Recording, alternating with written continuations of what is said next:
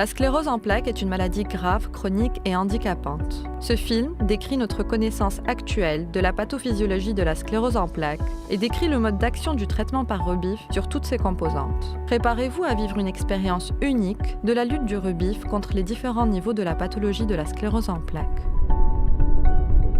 Vous êtes dans les vaisseaux sanguins d'un patient atteint de sclérose en plaques. La réponse immunitaire est initiée lorsqu'un antigène est phagocyté par un macrophage et ensuite présenté à une cellule T. La cellule T est alors activée. Rebif, en se liant à des récepteurs spécifiques sur les cellules présentatrices d'antigènes, diminue l'activation des lymphocytes T.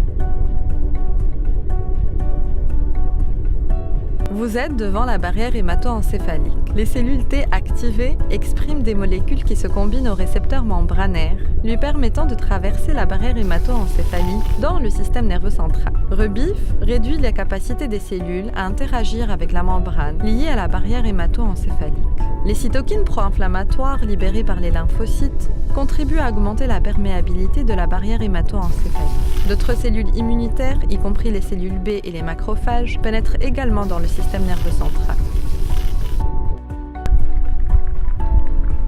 Une fois dans le système nerveux central, les cellules B et les cellules T jouent un rôle critique contribuant à l'inflammation neuronale et à la perte de myéline. Les cellules B réactivent l'inflammation en présentant un antigène aux cellules T pro-inflammatoires, en libérant des cytokines et en sécrétant des anticorps. Les cellules T cytotoxiques jouent un rôle crucial en stimulant l'inflammation gliale et en continuant le recrutement d'autres cellules immunitaires par la libération des cytokines.